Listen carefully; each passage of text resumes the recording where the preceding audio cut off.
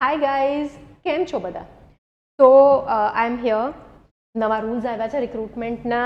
ડેટની આપણે બહુ ચર્ચા કરી રહ્યા હતા કે ભાઈ મેમ 6 તારીખે થશે કે નહીં, અને આપણે હંમેશા કીધું હતું કે ભાઈ લોજિકલી 6 તારીખે ના થાય. એન્ડ ડેટ આવી ગઈ છે 20 તારીખ, 20 એપ્રિલ તમારી એક્ઝામ છે. આ વિડીયો સ્પેસિફિકલી હું એટલે કરી રહી છું કારણ કે આજે બહુ બધા સ્ટુડન્ટ્સના મેસેજને કોલ આવ્યા કે મેમ એક વિડીયો બનાવો ને આની ઉપર પ્લીઝ, કારણ કે થાય છે એવું કે મેમ બહુ બધી અફવાઓ ફરી રહી છે અને હવે ડર લાગી રહ્યો છે આ એક્ઝામથી. તો સૌથી પહેલી વાત, I will talk about myself. જ્યારે 2017માં, તો by the way you all know me, મારું નામ શ્રુતિ પંચાલ છે. 4 times interview appeared candidate, 2 times rank holder.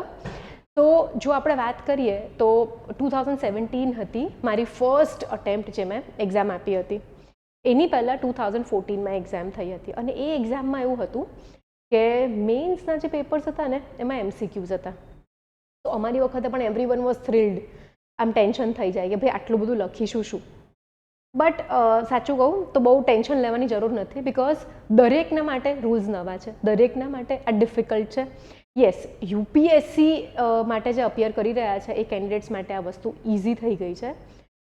But એવું નથી કે ખાલી એ લોકોના માટે જ ઇઝી છે. તમે પણ જો મહેનત કરશો તો you will also be able to make it. તો આ બધી વસ્તુઓનું ટેન્શન કરીને ટાઈમ બગાડવા કરતાં let us try to understand કે શું છે નવા રૂલ્સ અને આપણે શું કરી શકીએ આપણો સ્કોર બેટર બનાવવા માટે. આપણે ક્યાંક ને ક્યાંક કમ્પેર અને કોન્ટ્રાસ્ટ કરતા રહીશું બાબતોને, જૂના રૂલ્સ અને નવા રૂલ્સ, અને નવા રૂલ્સમાં સારો સ્કોર કરવા માટે શું કરી શકાય એની પણ આપણે ચર્ચા કરીશું. સો આ નોટિફિકેશન કાલે રાત્રે આવી એન્ડ આઈ એમ સોરી, રાત્રે વિડીયો ના બન્યો મારાથી because I was a bit unwell. Let us go down by this. એક તો ફ્રેક્ચર થયું છે અને બીજું પણ તબિયત ખરાબ થઈ છે. સો હવે આની અંદર ઘણી બધી વસ્તુઓ જે છે એની ચોખવટ નથી કરવામાં આવી. ફર્સ્ટ થિંગ, ડેટ આવી ગઈ એક્ઝામની પણ કેટલી પોસ્ટ છે એ નથી ખબર. તો આઈ એમ ગેસિંગ કે લગભગ અરાઉન્ડ 300 પોસ્ટ છે. Now guys, let me tell you one thing. લગભગ 300 જેટલી પોસ્ટ હોય ને, જસ્ટ અ સેકન્ડ, લગભગ 300 જેટલી પોસ્ટ હોય એટલે એને બમ્પર રિક્રુટમેન્ટ કહેવાય. શું કહેવાય? Bumper recruitment. કેમ? અમારે 2017માં 400 પોસ્ટ આવી હતી અને આઈ થિંક 80, 90 કે 120 સુધીમાં પણ જે કેટેગરીના ઉમેદવાર હતા એ લોકોને ડેપ્યુટી કલેક્ટર મળ્યું હતું. But let S C guys, એક જ મિનિટ હું પોઝ કરું છું, મને ઓપરેટ કરતા નથી આવી રહ્યું. ગીવ મી અ સેકન્ડ. ઓકે, સોરી, હવે મેં સમજી લીધું આમાં શું ઇશ્યુ છે. તો first of all let us understand કે કઈ કઈ પોસ્ટ આવવાની છે, કારણ કે ગઈ વખતની જે એક્ઝામ હતી એની અંદર ડેપ્યુટી કલેક્ટરવાળી પોસ્ટ જ નહોતી. તો પોસ્ટ આપી છે. હવે કેટલા ક્વેશ્ચન્સ, કેટલા માર્ક્સના, નથિંગ ઇઝ ધેર, બટ યુપીએસસીના લેવલનું કર્યું છે. તો we will try to understand કે ભાઈ કઈ વસ્તુઓ હોઈ શકે. તો જો આપણે પોસ્ટની વાત કરીએ તો પોસ્ટ અંદર ગુજરાત એડમિનિસ્ટ્રેટિવ સર્વિસ એટલે કે GAS, ડેપ્યુટી કલેક્ટર એ વાળી પોસ્ટ છે. District registrar of cooperative society, DILR, superintendent લેન્ડવાળું નથી, ખાલી કોઓપરેટિવ સોસાયટીઝનું છે. Superintendent of prohibition and excise, DYSP, assistant commissioner tribal development, assistant commissioner of state tax, deputy director developing caste welfare, deputy director schedule caste welfare. Class 2ની post જોવા જઈએ તો મામલતદાર છે, TDO છે, government labour officer, district inspector of land records, DILR, superintendent of prohibition and exercise, registrar of cooperative societies and lot of post are there. હવે હું આટલી બધી વાંચીશ નહીં તમારા માટે. નાવ આપણા માટે કામનું છે second last page, which is this one. બરાબર? હમણાં સુધી શું ફોર્મેટ હતું? એક્ઝામ હતી આપણી મેન્સ જે હતી હમણાં સુધી, paper 1, paper 2, paper 3, paper 4, paper 5, paper 6. દરેક પેપર 150 માર્કનું હતું. 900 માર્કનું આ થયું, પ્લસ 100 માર્ક્સ હતા તમારા ઇન્ટરવ્યૂના. આમાં ડ્રાસ્ટિક ચેન્જ આવ્યો છે. આ જે 200 માર્ક્સના પેપર હતા એની જગ્યાએ હવે 250 માર્ક્સના પેપર કરી દીધા છે. ઓકે, સો તમે જો યુપીએસસી જોવા જશો તો યુપીએસસીમાં પણ GSના પેપર 250 માર્ક્સના હોય છે અને એની અંદર સોરી 15 માર્કના અને 10 માર્કના એમ 10 ક્વેશ્ચન્સ હોય છે. ઓકે, સો સેમ જ અમાઉન્ટ ઓફ ટાઈમની અંદર હવે આપણે વધારે લખવું પડશે, 5 પેજ એટલીસ્ટ વધારે લખવા પડશે, એ આપણે ગણતરી રાખવી પડશે.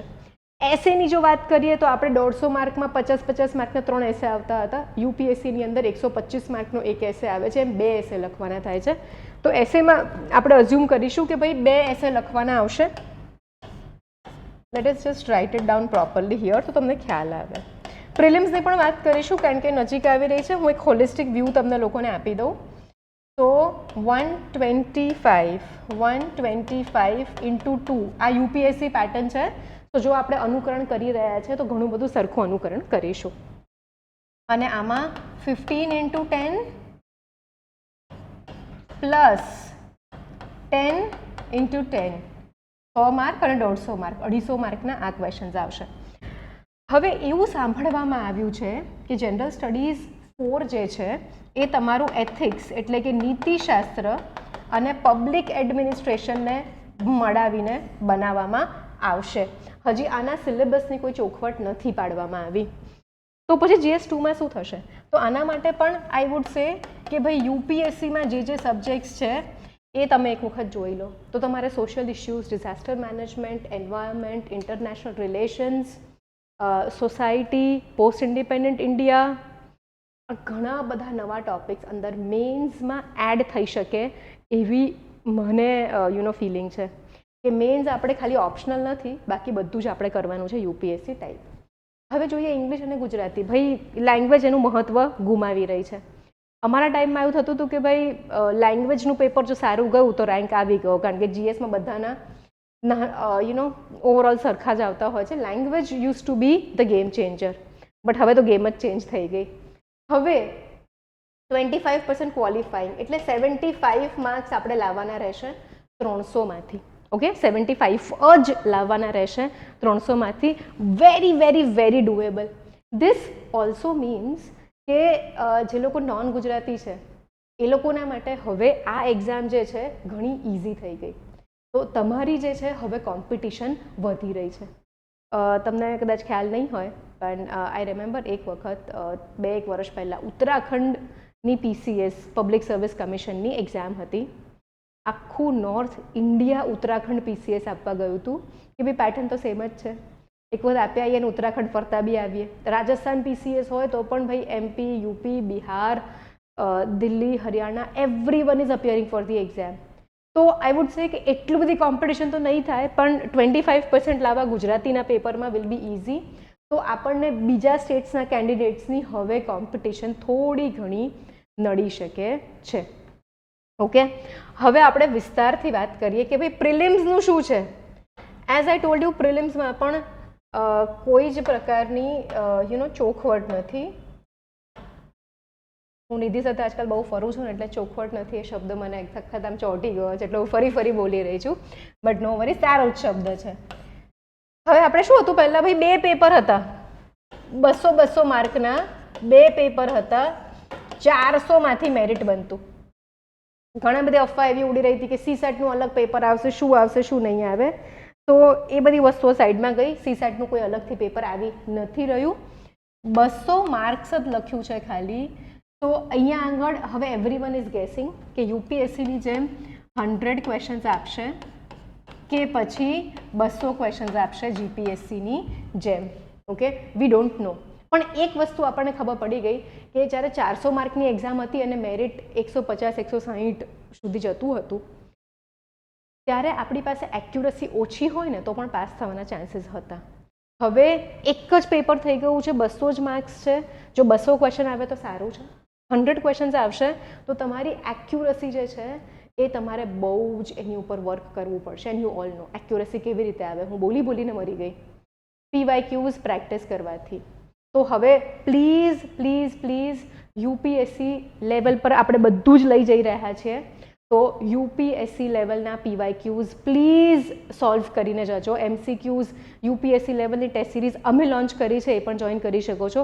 અમારી ના કરવી હોય તો બીજી પણ કરી શકો છો. પણ ગાઈઝ પ્લીઝ યુપીએસસી લેવલનું પેપર આવશે એવી મારી ગણતરી છે. તો પ્લીઝ લેવલ ઉપર કરીને જજો. Okay, so this is it. હવે બીજો એક પ્રશ્ન છે કે હમણાં સુધી એવું હતું કે 400 માર્કનું પેપર હતું, 8 વિષય હતા, તો 50 50 50 50 દરેક વિષય 50 માર્કનો આવતો હતો. પણ યુપીએસસી જે છે ને એ આ વસ્તુ ફોલો કરી જ નથી રહી. ઓકે, યુપીએસસીની અંદર હું જ કહેતી હોઉં છું મારા યુપીએસસીના સ્ટુડન્ટ્સને કે જો તમને ઇકોનોમી, પોલિટી, એન્વાયરમેન્ટ અને સાયન્સ એન્ડ ટેક તમને આવડી ગયું સરખું, તો this comprises 60% or more of your paper. બરાબર, કરંટ અફેર્સ હું સબ્જેક્ટની અંદર જ ઇન્વોલ્વ કરી લઉં છું. તો આઈ વુડ સે કે જો યુપીએસસી, આપણે એન્વાયરમેન્ટ તો છે નહીં, પણ જો તમારે સારો સ્કોર કરવો હોય તો ભાઈ eco, polity, science and tech, geography, આ બધા સબ્જેક્ટ્સની ઉપર ગ્રીપ બનાવજો. અને મેથ્સ એન્ડ રિઝનિંગમાં હવે આપણી પાસે એરર માટે કોઈ જ જગ્યા નથી. આ તો ખેર ખાલી ક્વોલિફાઈંગ છે. મેઇન ટોટલ આપણે જોઈએ કેટલું થાય છે. ઓ માય ગોડ, ચલો આ બધું રબ કરી નાખીએ. હવે આનું આપણે ટોટલ જોવા જઈએ તો 1250 માર્ક્સ થઈ રહ્યું છે, પ્લસ ઇન્ટરવ્યૂના 100ની જગ્યાએ 150 માર્ક્સ આવી રહ્યા છે. કુલ 1400માંથી તમારું મેરિટ બનશે ફાઇનલ 1. ફાઇનલ મેરિટ તમારું બનશે 1400માંથી. તો કોઈ જ ટેન્શન કરવાની વાત નથી.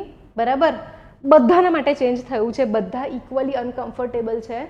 પણ આ ટાઈમમાં એન્ઝાયટીને સાઈડમાં મૂકીને જો આપણે લોકો ફોકસ કરીએ યુપીએસસી લેવલના એમસીક્યુ સોલ્વ કરવાની ઉપર, કે પછી નેક્સ્ટ યરની તૈયારી કરીએ, કે પછી રાઇટિંગ પર આપણી ગ્રીપ લઈને આવીએ. ઓકે, છોકરાઓ થાકી જતા હતા પેલું 150 માર્કનું પેપર પણ લખવામાં, તો આ તો હવે 250 માર્કનું પેપર થઈ ગયું છે.